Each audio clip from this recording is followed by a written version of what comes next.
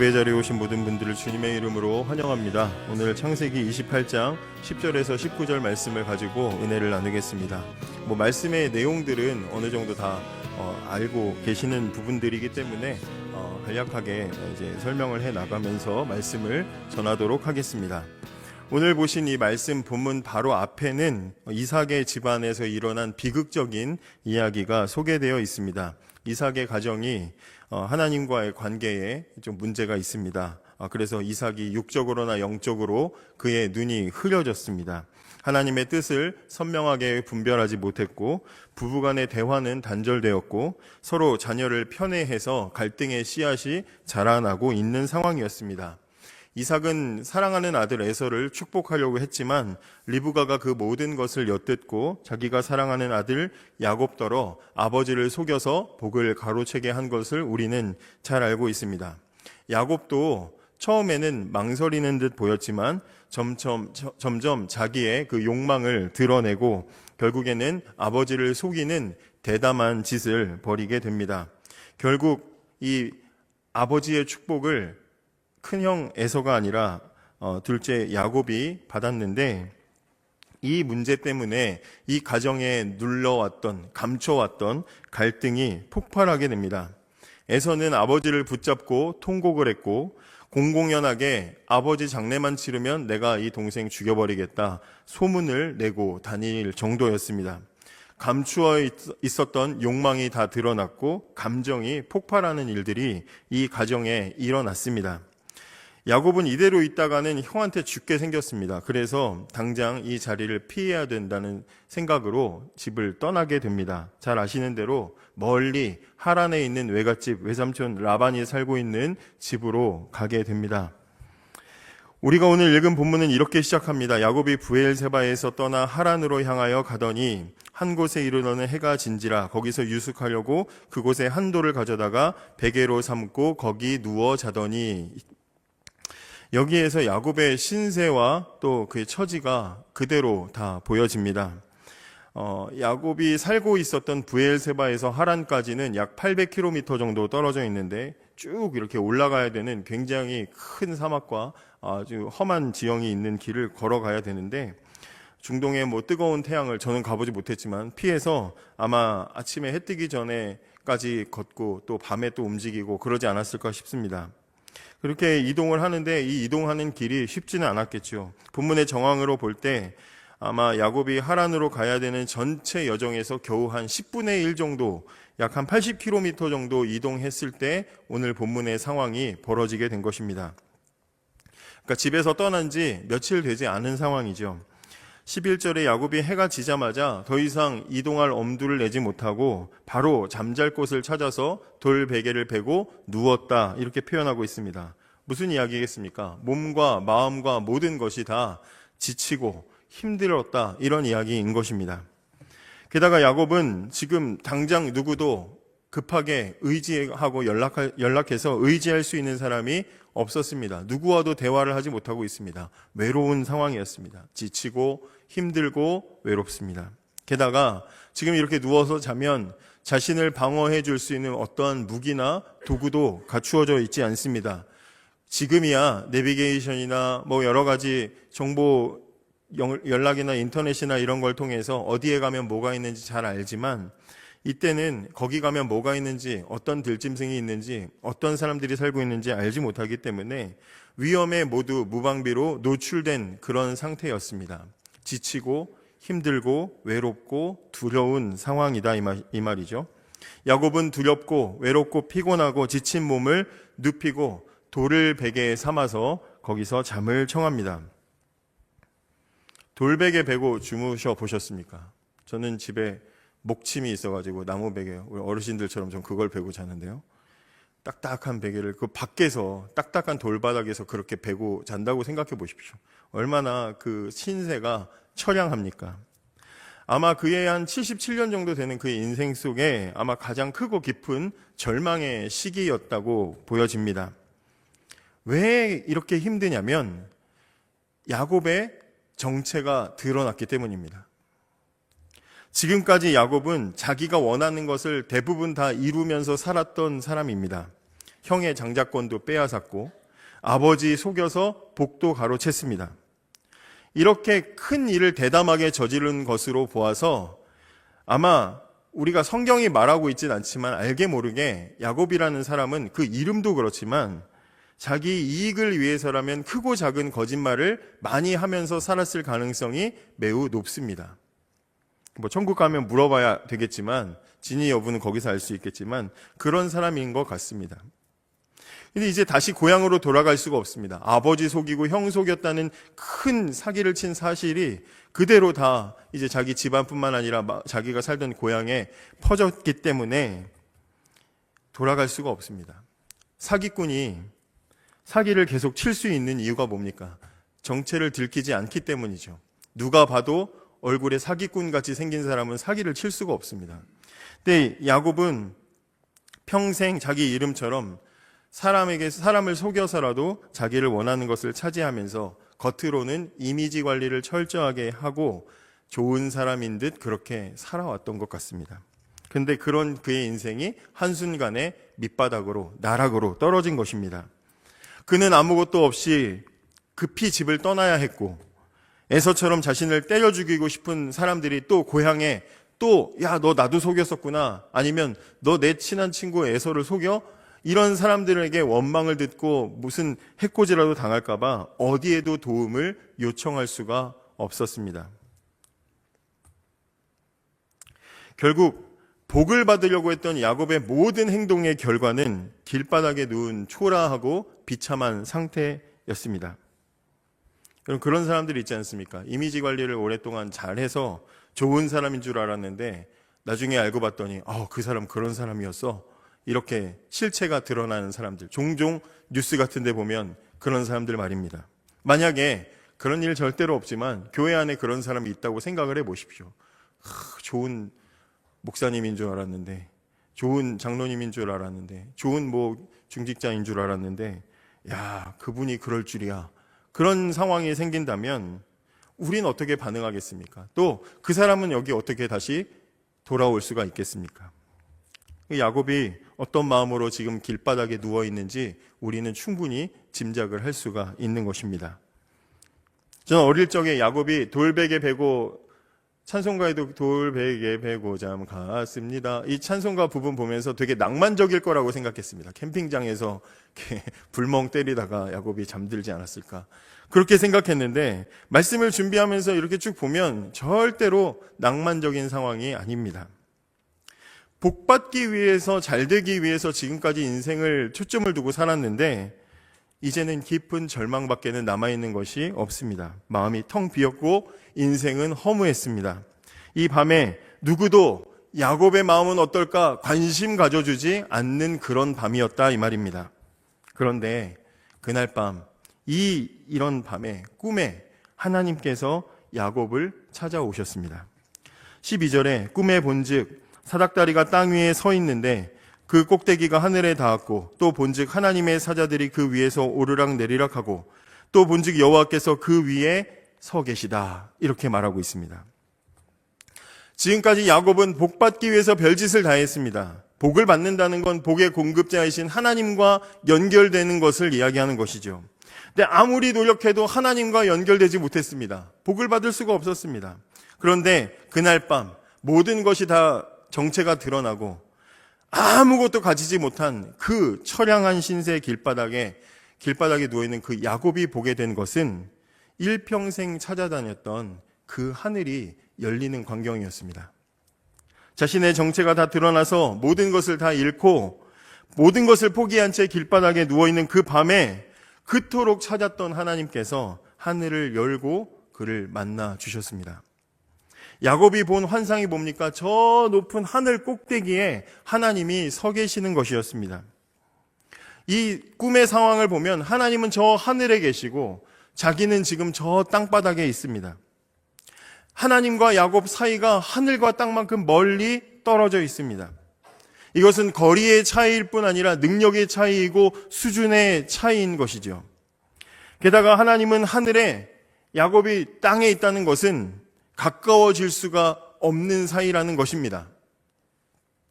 그런데 놀랍게도 그 다가갈 수 없는, 가까워질 수 없는 그 하늘과 그 땅 사이에 뭐가 있습니까? 사다리가 있습니다. 그리고 그 사이를 천사들이 오르락 내리락 하고 있습니다. 이어질 수 없을 것 같은 하늘과 땅의 차이, 하나님과 야곱 사이에 하나님께서 사다리를 놓으시고 연결시켜 주셨다는 이야기를 하는 것이죠. 하나님의 마음이 야곱에게 전달이 되고 그 자리에서 야곱의 마음이 하나님께로 전달되는 그런 일이 일어나는 것입니다. 야곱은 자기가 혼자인 줄 알았는데 하나님께서 그날 밤 너는 혼자가 아니다 라는 것을 알려주고 계십니다. 그리고 무엇보다도 야곱에게 위로가 되는 것은 하나님의 말씀이 그에게 직접 임했다라는 것입니다. 13절 후반에 보면 나는 여호와니 너의 조부 아브라함의 하나님이요 이삭의 하나님이라.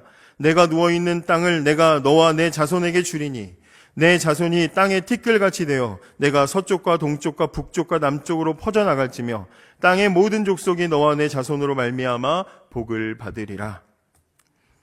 여러분, 제가 청소년이나 청년들을 만나면 꼭 하는 질문이 있습니다. 뭐냐면 어릴 적에 부모님 손에 이끌려서 교회를 다니다가 네가 부모님 때문이 아니라 내 스스로 교회 가야지 라고 생각하고 교회를 나가게 된 계기는 언제냐라고 저는 물어봅니다. 대부분의 우리 친구들이 저도 그렇지만 모태신앙이어서 처음에는 부모님 때문에 원하든 원치 않든 포대기에 쌓여가지고 이렇게 안겨서 교회를 나오죠.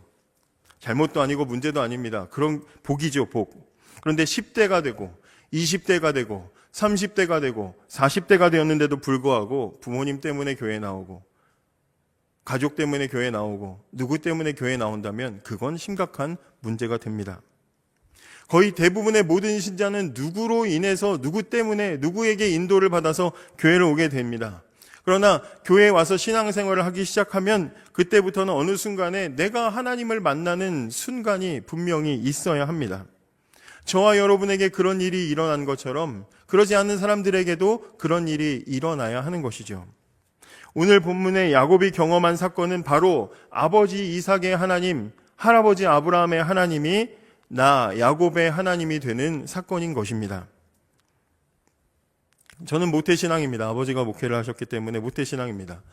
저보다 교회에서 더 깊이 살았던 사람, 교회에 산다, 말 그대로 교회를 안에서 살았기 때문에 교회를 깊이 있게 살았던 사람은 없을 것입니다. 모태신앙은 기독교에 익숙합니다. 교회와 성경에 대해서 표면적으로는 거의 모르는 게 없습니다. 순모임을 하거나 교회 봉사를 하거나 아니면 나중에 기관에서 어떤 봉사를 하시거나 직분을 맡아도 대부분은 다 모태신앙은 능숙하게 잘 해낼 수 있는 능력을 다 갖추고 있습니다. 몇 년 만에 계속해서 교회에서 반복되는 성경 공부나 교리 공부나 아니면 이런 일들, 신앙 서적 읽기, 이런 큐티 모임 할 때도 누구보다도 더 능숙하게 종교적이고 신앙적인 말들을 섞어가면서 대화를 할 수 있는 능력을 갖추고 있는 사람들이 모태신앙입니다. 얼마든지 그렇게 살아가면서도 이게 내 신앙인 척 살아갈 수 있습니다. 저의 경우가 그랬습니다. 근데 이게 내 믿음이 아니고 내 신앙이 아니라면 분명히 그렇게 겉으로는 그런 모습을 보일 수 있지만 언제까지 내가 이런 척 해야 되지라는 갈등이 그 속에 생겨납니다. 남들이 볼 때는 꽤 괜찮은 신자이고 어느 정도 오랫동안 교회를 다닌 사람이기 때문에 자리가 있기 때문에 내가 지금 이 신앙의 기본적으로 근본이 흔들리고 있다는 고민을 누구에게도 털어놓을 수도 없습니다. 이렇게 신앙생활하면 신앙생활이 아니라 종교생활을 하게 됩니다. 저 같은 경우에도 그랬습니다. 그래서 20살이 넘어가지고 학교에 복학하고 학교를 다니다가 그제서야 20살이 넘어서 목사 아들이었는데도 뒤늦게 하나님 만나는 일들을 경험을 했습니다. 겉으로 볼 때는 손색 없이 기독교인으로서 자기 역할들을 다 하지만 그러나 신앙이 없을 수 있다는 말입니다.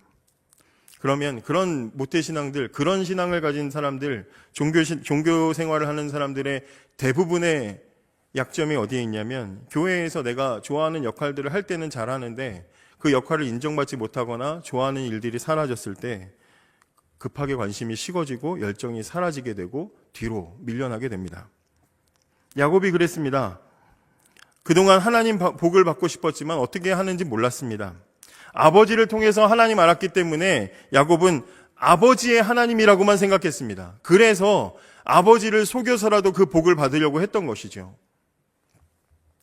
야곱은 아버지의 하나님이 자신의 하나님이 될 수 있다는 생각을 못하고 살았습니다.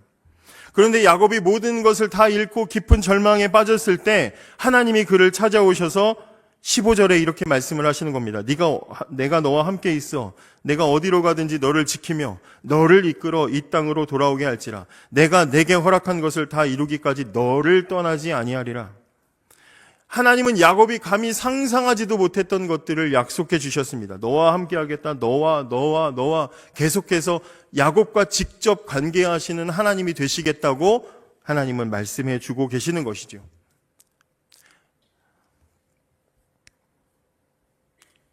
여러분, 인생의 가장 쓰라린 절망에 빠져 있을 때 하나님이 나와 함께 하신다는 것을 깨닫게 되면 그것보다 더 큰 힘은 없습니다. 야곱은 과거와 현재와 미래가 꽉 막혀 있는 사람이었습니다. 이제 와서 이 지금 루스 광야에서 다시 과거의 고향으로 돌아갈 수가 없습니다. 과거에 저지른 일이 자기를 잡고 있기 때문에 못 돌아갑니다. 현실은 외롭고 두렵습니다. 앞으로 나아가려니 맨날 그 엄마 치마폭에서 주방에서 집안에서만 살았던 사람이 앞으로 나아가려니 외삼촌 라반이 사는 집에선 무슨 일이 어떻게 벌어질지 모르기 때문에 미래도 불확실하고 두렵습니다. 과거와 현재와 미래 어디에도 피할 곳이 없는 그런 상황이었습니다. 그런데 그에게 하나님이 찾아오셨습니다. 저 높은 하늘에 계신 하나님께서 그에게 하늘과 연결된 사다리를 내려주셨습니다. 하늘의 사다리가 야곱에게 닿았을 때 그의 마음에 위로가 찾아왔습니다. 두려움에 빠진 인생이 용기를 얻었고 절망에 빠진 인생에 소망이 생겼습니다. 야곱은 지금까지 자기 인생이 가장 위험한 상황에 놓인 줄 알았었는데 사실은 정신을 차리고 보니까 가장 안전한 하나님의 집 안에서 보호를 받고 있었다는 것을 깨닫게 되었습니다. 야곱은 더 이상 혼자가 아니었습니다. 하나님은 어디로 가든지 너와 함께 하겠다라고 약속해 주셨습니다. 하나님의 약속하신 어디로 가든지라는 말이 얼마나 큰 위로가 되는지 모릅니다. 이 어디로라는 속에는 하나님 원하시는 길을 갈 때든지 설령 하나님 원하시지 않는 길을 갈 때든지 나는 너와 함께 하겠다. 너의 연약함을 내가 다 알고 있고 약할지라도 나는 너와 함께 할 것이고 잘못된 길을 갈지라도 나는 너를 돌이켜서라도 너와 함께 하겠다는 신실하신 하나님의 마음이 담겨 있기 때문이죠. 그래서 야곱은 잠에서 깨자마자 이렇게 고백합니다. 16절에 야곱이 잠이 깨어 이르되 여호와께서 과연 여기 계시거늘 내가 알지 못하였도다. 이에 두려워하여 이르되 두렵도다. 이곳이요 이것은 다름 아닌 하나님의 집이요 이는 하늘의 문이로다. 절망에 빠졌던 야곱, 허허벌판의 외톨이에 철저하게 발가벗겨진 텅 빈 마음을 가지고 있었던 이 야곱에게 하나님은 넌 지금 혼자가 아니다. 너가 누워있는 곳은 허허벌판이 아니라 외로운 곳이 아니라 하나님의 집 안방이다. 이렇게 말씀해주고 계시는 것입니다. 여러분, 그래서 야곱이 그곳의 이름을 뭐라고 짓습니까? 베델이라고 짓습니다. 여러분, 베델은 분명히 성경 어딘가에 지명 찾으면 베델은 이스라엘 어디 지도 어딘가에 위치할 것입니다. 그런데 오늘 여기 야곱이 고백하는 베델은 단순히 위도 몇 도, 경도 몇 도, 이스라엘 지도 어딘가에 있는 지역을 이야기하는 것이 아닙니다. 베델은, 야곱이 말하는 베델은 가장 비참한 자리에 섰던 죄인이 하나님을 만난 자리입니다. 또한 그곳이 광야든 바닷속이든 신음소리로 기도하는 골방이든 신자와 함께 하시는 모든, 하나님이 함께 하시는 그 모든 곳이 바로 베델이 되는 것입니다. 야곱은 자기가 루스 광야에 누워있는 줄 알았지만 거기는 광야가 아니라 하나님의 집 안방이었습니다. 지금까지 우리는 예수 믿고 사는 것은 힘들고 광야길 걷는 것이다. 우린 그렇게 생각하고 살았습니다. 저나 여러분이나 그렇게 생각하고 살았을 것입니다. 그런데 야곱의 관점에서 보면 우리가 살아가는 모든 곳은 다 하나님의 집입니다. 베델입니다. 재작년에 서울에 올라오면서 하나님께서 저희 가족에게 주신 말씀이 광야를 견디라였습니다. 광야를 견디라. 서울이 더 좋은 곳인데 광야를 견디라였습니다. 저희 가족은 그랬다는 거예요. 그 후로 살면서 하나님은 우리를 광야로 보내셨어. 이러고 살았습니다. 그러니까 불편하고 힘들 때 광야니까 그래. 그러면서 기도하고 버텼는데 정말 힘들 때 어려울 때가 있지 않습니까? 그러면 인내심이 바닥나서 하나님 언제까지 광야에서 살라는 겁니까? 이러면서 하나님께 막 따지기도 했습니다. 근데 이 말씀을 묵상하고 준비하면서 제가 큰 착각을 했다는 것을 깨달았습니다. 제 착각이 무엇입니까? 제가 서 있는 곳은 광야가 아니라는 겁니다. 이미 하나님의 안방 속에 저는 살고 있었던 것이죠. 하나님은 언제나 당신의 집에서 가장 좋은 곳에 편안한 자리에 저를 돌보고 계셨다는 것이죠.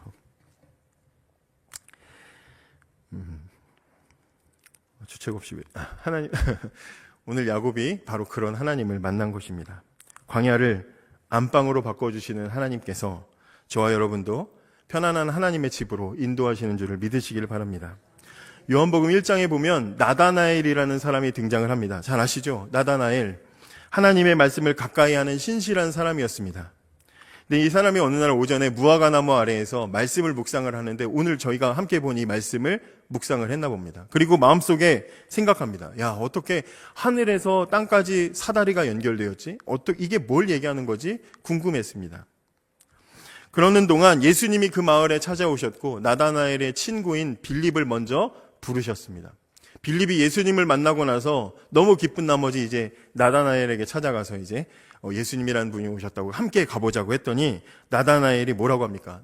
나사렛에 무슨 선한 게 나오냐고 처음에 무시하죠. 그런데 포기하지 않고 빌립이 나다나엘을 예수님께로 이끌어 갑니다. 그랬더니 예수님이 나다나엘을 보고 너 아침에 무화과나무 아래에서 묵상하는 것도 내가 다 알았다. 전혀 누구도 알 수 없는 것을 이야기합니다. 이분은 신이구나. 이분은 메시아구나. 이분은 정말 특별한 분이구나라는 것을 깨닫습니다. 그 말을 듣는 순간 깨달았습니다. 그러자 예수님께서 더욱 확신을 갖도록 뭐라고 말씀하시냐면 진실로 진실로 너희에게 이르노니 하늘이 열리고 하나님의 사자들이 인자 위에서 오르락 내리락 하는 것을 보리라. 나다나엘에게 예수님이 너 아침에 묵상했던 그 말씀, 야곱이 보았던 그 환상, 너도 그 사다리를 볼 것이다 라고 말씀해 주셨습니다. 여러분, 하나님과 땅 위의 사람을 이어주는 사다리, 하나님과 죄인을 연결해 주는 통로, 하나님과 죄인 사이를 이어주는 중보자, 야곱이 본 이 사다리는 무엇을 의미하며 예수님께서 나다나엘에게 너도 볼 것이다 라고 말했던 그 사다리는 누구를 의미하는 것입니까? 바로 예수 그리스도입니다. 거룩하신 하나님과 죄인인 우리 사이를 찾아오셔서 자신의 몸으로 우리의 갈라진 관계를 담을 허무시고 연결시켜 주시는 중보자, 하나님과 우리를 화목하게 하시는 바로 그 중보자 예수 그리스도가 바로 야곱이 구약에서 만난 그 하늘과 땅을 연결해주는 사다리인 것이죠. 예수님은 자기 정체가 탄로나서 절망에 빠져있는 인생에게 찾아오셔서 하나님의 복과 평안을 베풀어 주십니다. 우리는 말씀 속에서 예수님 없이 바다에 배를 타고 나갔다가 목적지에 가지 못하고 풍랑을 만나 고통받는 제자들의 이야기를 잘 알고 있습니다. 평생을 배에서 살았던 제자들조차 두려워하던 그 순간에 절망에 빠져 있을 때 예수님이 물 위를 걸어 그들을 찾아오시자 예수님이 도착하시자마자 그들의 모든 고민과 고난이 사라진 것을 성경이 말해주고 있습니다. 절망에 빠진 제자들에게 예수님이 오셨을 때 평안이 찾아왔습니다. 예수님은 남편을 5번이나 바꾸고 구겨진 것처럼 죽은 것처럼 숨어 살고 있었던 사마리아 여인에게도 찾아오셔서 기쁨과 평안을 회복시켜 주셨고, 평생 돈을 위해서 민족을 배신했던 삭개와 같은 사람도 찾아가셔서 하나님을 연결해 주시고 그의 인생을 회복시켜 주셨고, 간음 현장에서 죽어 마땅한 그 여인에게도 생명의 기회와 평안을 되찾아 주셨습니다. 어디 이것뿐이겠습니까? 여러분, 예수님은 과거도 현재도 미래도 아무것도 절망밖에 남지 않은 모든 죄인들에게 찾아오셔서 그 텅 빈 마음을 채워주시고 은혜로 가득 채워주시고 하나님과 화목하게 하시는 분이신 줄을 믿으시기를 바랍니다. 벗겨진 것 같은 부끄러움으로 괴로워하는 우리들을 위해서 은혜와 사랑의 옷을 입혀주시고 위로의 말씀으로 회복시켜 주시고 소망의 빛으로 용기를 주시는 분이 바로 예수 그리스도이신 것입니다. 사랑하는 여러분, 여러분은 예수님을 만나셨습니까?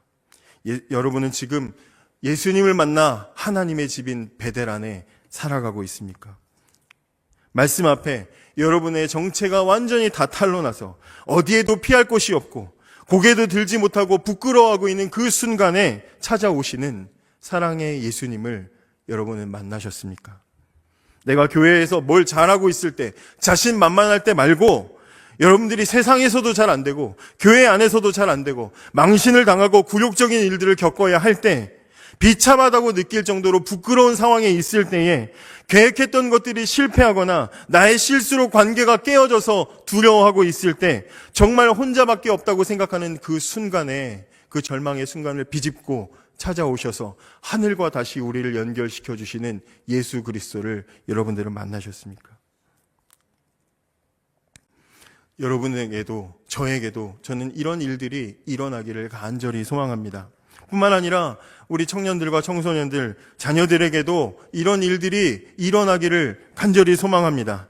하나님의 말씀이 우리들의 정체를 완전히 드러내버리는 사건이 일어나기를 저는 기도합니다. 청년들이 말씀 앞에 너무나 부끄러워서 더 이상 고개를 들 수 없고 듣기가 괴로울 정도로 피할 데가 없는 순간을 만나기를 간절히 기도합니다. 우리 자녀들이 말씀에 매서운 채찍에 맞으면서도 아무런 핑계와 변명을 하지 못하고 가슴을 치면서 우는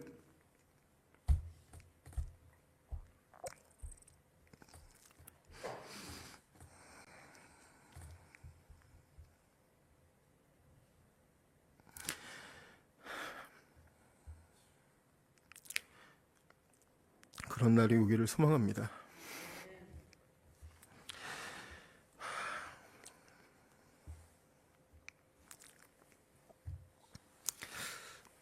바로 그런 순간에 하나님께서 그 무너진 마음에 사다리로 찾아오신 예수님처럼 연결해 주셔서 그 마음이 다시 회복되는 은혜가 있기를 원합니다.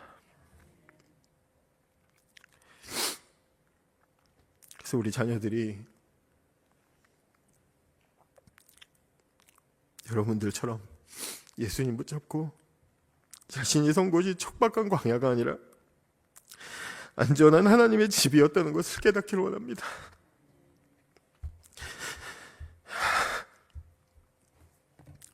그런 은혜와 그런 축복이 저와 여러분에게 있기를 주님의 이름으로 축복합니다.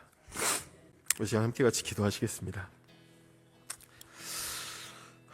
말씀을 잘 생각하시면서 기도하겠습니다. 예수님께서 감히 닿을 수 없는 하늘과 우리를 연결해 주시는 하늘의 사다리가 되어 주셨습니다. 가장 낮아진 순간에도 하나님은 우리와 함께 해주셨습니다. 하나님이 함께 하시면 거긴 그때부터는 광야가 아니라 하나님의 안방입니다. 이 시간 기도합시다. 광야인 줄 알았던 내 삶이 하나님의 안방 되게 하신 은혜와 사랑에 감사하면서 우리들뿐만 아니라 우리 자녀들에게도 그런 은혜가 있기를, 낮아진 곳에 임하시는 하나님을 만나는 우리들이 될 수 있도록 이 시간 함께 같이 기도하겠습니다. 함께 같이 기도합니다. 하나님 감사합니다. 하나님